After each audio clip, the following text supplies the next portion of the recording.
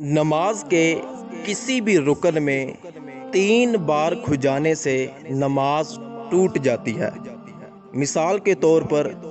آپ نماز کے کسی بھی رکن میں ہو، آپ قیام میں ہو، آپ رکوع میں ہو، آپ سجدے میں ہو یا آپ قعدے میں ہو، تو اگر آپ نے نماز کے کسی رکن میں مسلسل 3 بار ہاتھ اٹھا لیا تو آپ کی نماز فاسد ہو جائے گی۔ جیسا کہ آپ قیام میں ہو اور آپ کو خارش محسوس ہوئی، آپ نے ہاتھ اٹھا کر خارش کی، پھر ہاتھ باندھ لیا، پھر دوسری بار خارش ہوئی، آپ نے دوسری بار ہاتھ اٹھا کر کھجایا اور ہاتھ باندھ لیا، پھر تیسری بار آپ کو خارش ہوئی، آپ نے تیسری بار ہاتھ اٹھایا، کھجایا اور ہاتھ باندھ لیا۔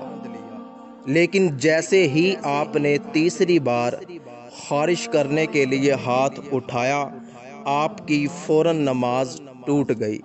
اسی طرح آپ قعدے میں بیٹھے اتحیات پڑھ رہے ہو، آپ کو خارش ہوتی ہے، آپ نے ہاتھ اٹھایا، خارش کی، پھر ہاتھ نیچے لے آئے، آپ کو دوسری بار خارش ہوئی، آپ نے ہاتھ اٹھایا، خارش کی اور ہاتھ نیچے لے آئے، پھر آپ کو تیسری بار خارش ہوئی،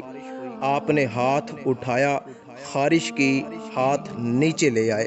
لیکن اب جیسے ہی آپ نے قعدے میں تیسری بار خارش کرنے کے لیے اپنا ہاتھ اٹھایا، آپ کی نماز ٹوٹ جائے گی۔ یاد رکھیے کہ نماز کے ہر رکن میں ضرورتاً 2 بار ہاتھ اٹھانے کی اجازت ہے، کیونکہ یہ عمل قلیل میں آئے گا، لیکن 3 بار ہاتھ اٹھانے کی اجازت نہیں ہے، کیونکہ 3 بار ہاتھ اٹھانے کو فقہائے کرام نے عمل کثیر لکھا ہے، اور عمل کثیر سے نماز ٹوٹ جاتی ہے۔ اور ہاں، اگر آپ کو نماز کے کسی رکن میں 2 یا 3 جگہ اکٹھی خارش محسوس ہوتی ہے اور آپ ایک ہی بار ہاتھ اٹھا کر نماز میں 2 یا 3 جگہ کھجا لیتے ہیں تو یہ ایک بار ہی ہاتھ اٹھانے کے حکم میں آئے گا، اس کی اجازت ہے۔